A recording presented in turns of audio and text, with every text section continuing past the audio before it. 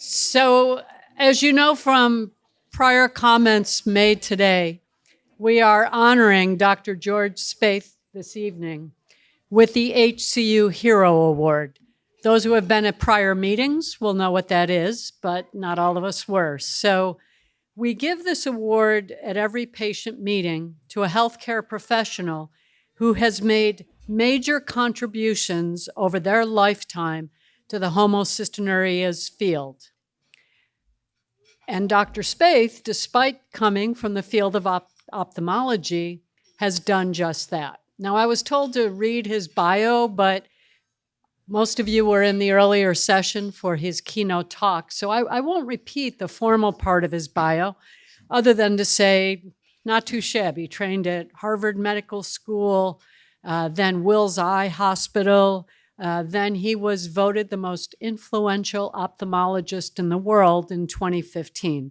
He authored all sorts of books. He had many, many publications. But let's get to the real George Spaeth. And you kind of said, who's the real patient and what are they really like? So I've gotten to know the real George Spaeth over the past couple of years. And what I have learned about him is he's a Renaissance man. Why is he a Renaissance man? Well, in addition to being one of the most accomplished ophthalmologists ever, he is also a sailor.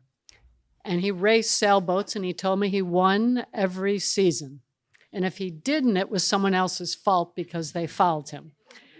He is an avid gardener, and there's a video that his grandson made that's on his website that shows you some of his beautiful gardening. He is a poet. He read to us a beautiful poem written by his late wife, Anne, but he has published, is it 5 poems of your own? He is also an author of books that have nothing to do with ophthalmology, among other hobbies. And if you're wondering how he broke his hip, he mentioned something about the ice outside. He actually went outside to feed a fox during an ice storm. So that's what we're dealing with Dr. Spaeth. So let's go on to the ophthalmology part. So the way I met Dr. Spaeth was I happened to be on the beach at the end of the summer on Long Beach Island. I think it was about 3 years ago. And I ran into a friend of a friend, and he asked me what I was up to, and we talked a little bit about this. And he said, "Oh, homocystinuria, you must know Dr. George Spaeth." Well, this was an ophthalmologist, by the way, who had trained at Wills Eye. And I said, "No, I've never heard of Dr. Spaeth." And he says, "Well, you should have. He diagnosed the first patient in the United States long before anyone else knew what homocystinuria was." And I said, "Gee, that's fascinating. I need to meet him." So I met him. He brought to our first lunch a binder of all of his publications. And he took me through them. But what he really did was he educated me, and he shared his wisdom on how he did what he did and the way he spread the news so that others could benefit. So I'm going to stop right now and go on to a video, which Danae is much more skilled at turning it on. And that will give you even more of an idea of what he did for the field of classical homocystinuria. Thank you, Mark.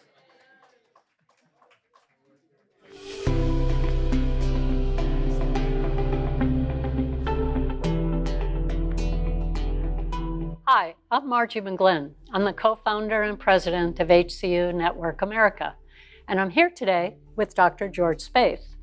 Dr. Spaeth is a world-renowned ophthalmologist who practiced at Wills Eye Hospital in Philadelphia. He taught at Thomas Jefferson University, and he authored hundreds of papers and book chapters. Welcome, Dr. Spaeth. Thank you, Margie. It's nice to be here with you. So I know that you're an expert on glaucoma, but what I want to talk to you about today is your work in identifying one of the very first patients ever reported with classical homocystinuria back in the early 1960s. Can you share with us how that came about?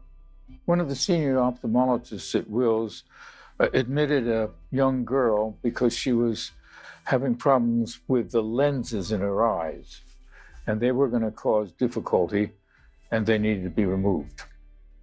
I was responsible for working her up, getting her ready for surgery the next day. Because you were a resident. I was a resident at the Wills Hospital then. And I looked at this little girl. She was 7. And I didn't recall ever seeing anything like that. She looked a little bit like a person who has a condition called Marfan syndrome, which people are tall, kind of bony looking and a little bit, but not quite right. Didn't look like that. Furthermore, she was mentally challenged. She was clearly had difficulty with thoughts and things like that. But you need to know what a person is like biologically when you're going to cut them apart. Sure. So I thought, well, we better find out what she has. So I asked the nurses to collect all her urine, and we sent the urine over to the research laboratory and found that it had homocysteine in it. High levels? A lot of homocysteine in her urine. And then working with Dr. Barber in the research department, he suggested it might be due to the coenzyme, the cofactor, that makes the enzyme that changes homocysteine to the next step on the metabolism that makes that work. So we gave this little girl vitamin B6. That's the cofactor. Pyridoxine, a safe agent. And indeed, she stopped secreting homocysteine in her urine. You must have been so pleased to see that result. Well, it was very, very exciting. Well, I looked through the literature, and there's no report of a child, of a person, any person who had that condition. So we thought we should try to study it a little bit more. So I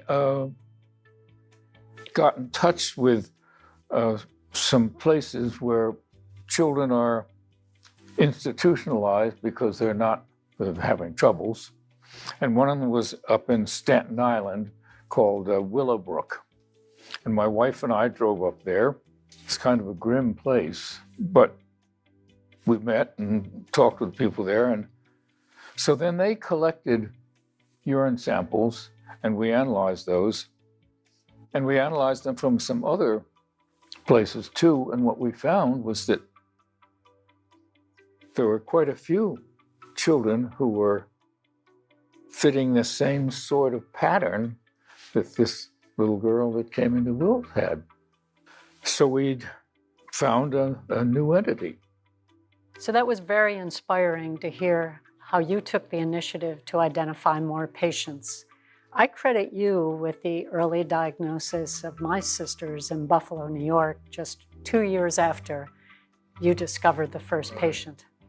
My 6-year-old sister had displaced lenses and severe nearsightedness. So my parents took her just to a local ophthalmologist. And he said to them, I can deal with the ophthalmic issues, but I've recently learned about a rare genetic disease that can often first present with these symptoms. So you need to take your daughter to Children's Hospital in Buffalo to get worked up. And my parents did so. Unfortunately, my sister was diagnosed with classical HCU. They tested the rest of the family. My 2-year-old sister also had classical HCU, no symptoms whatsoever at the time. And I am sure that he learned about that because you presented your findings at ophthalmology meetings and you published your results. So thank you for that. So Dr. Spaeth, I'd like to thank you for being here with us today, but even more importantly, for all of your work that helps support the diagnosis and treatment of hundreds, if not thousands, of classical homocystinuria patients worldwide. Your scientific curiosity and investigative skills led to this discovery, which we have all benefited from. So on behalf of the classical HCU community, I thank you.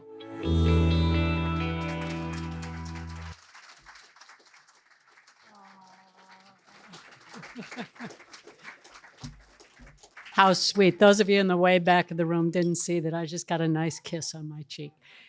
What a sweet, sweet individual, human being we have here. So I said my thank you at the end of the video, and I'll just say it again. What you have done for the homocystinuria community and all of us, we just can't show our appreciation as strongly as we need to. But what we are doing is honoring you with the HCU Hero Award for your commitment and contributions to the HCU community. So on behalf of all of us, thank you. You don't have to get up.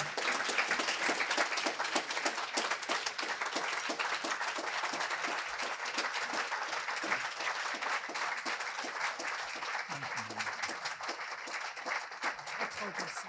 The cameraman could get a photo.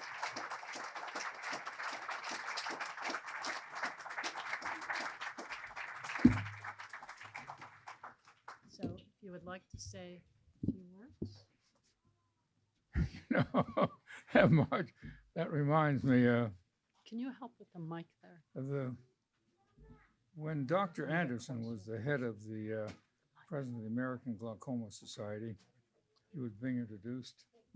It's a little awkward, And, the mic. Can you move it The closer? person who introduced him did a very nice job of introducing him. Let's hold on. We're going to And get the then mic said- closer to you. Dr. Anderson, perhaps you'd like to say a word of welcome.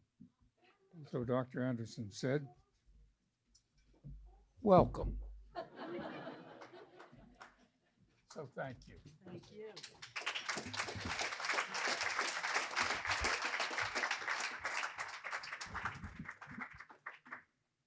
It's lovely to be here.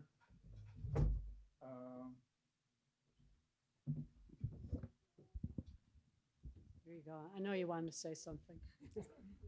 Well, I just want to thank you, all of you, because what Margie has done wouldn't happen without the rest of you helping her. And the world's a tough place. It's so wonderful to see nice things happening. Thank you all very much. Thank you.